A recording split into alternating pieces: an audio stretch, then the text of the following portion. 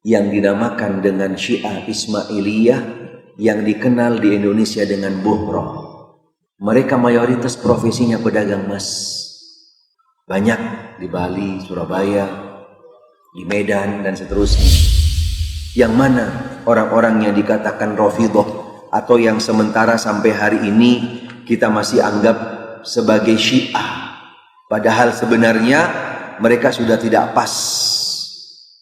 Rafidhah yang ada, yang berasal daripada Syiah Imamiyah, mohon maaf, berbeda dengan Syiah yang masih ada, salah satunya di Bali yang juga cukup besar, dan juga di Surabaya, serta di Sumatera. Yang mereka juga punya network, punya kebersamaan, dan ini mungkin sampai hari ini catatan kami dan juga beberapa asatidz nampaknya tidak mengancam, karena mereka lebih solid antar mereka. Walaupun mereka berbeda dengan umat Islam juga, yang dinamakan dengan Syiah Ismailiyah yang dikenal di Indonesia dengan Buhroh. Mereka mayoritas profesinya pedagang emas. Banyak di Bali, Surabaya, di Medan dan seterusnya. Wallahu a'lam, menurut kami mereka lebih solid antar mereka saja. Lebih solid antar mereka saja. Berbeda dengan Rafidhah. Kalau Rafidhah mengancam. Karena mereka punya strategi, punya planning, dan punya beberapa macam yang namanya misi-misi dan seterusnya. Apalagi kami di Jakarta berada di markas besar mereka. Kami tinggal di markas besar mereka, yang memantau, yang memonitor seluruh kegiatan dan juga seluruh network yang ada di Indonesia.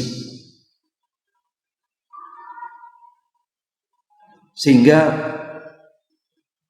keberadaan mereka di mana saja pastinya punya semacam kesatuan di dalam menyebarkan misinya. Yang ada di Jakarta dengan yang ada di daerah-daerah misinya sama, dan silahkan dibuktikan. Yayasan, lembaga yang akan berafiliasi kepada Rafidhah, dia akan berada di komunitas umat Islam, di tengah-tengah umat Islam, dan pasti ada salah seorang tokohnya atau donatur besar yang ada di tempat tersebut. Pasti ada donaturnya.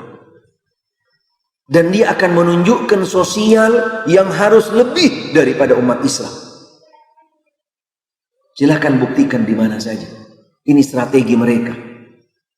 Kalau kita coba dekatkan, strateginya sama dengan orang-orang Nasrani, misionaris.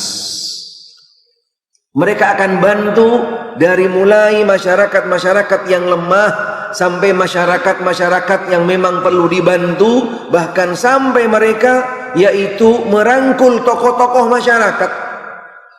Tidak ada satupun di negeri ini yang tokoh besar dan juga daripada pemimpin-pemimpin kelompok dan seterusnya yang tidak diundang ke negeri tersebut.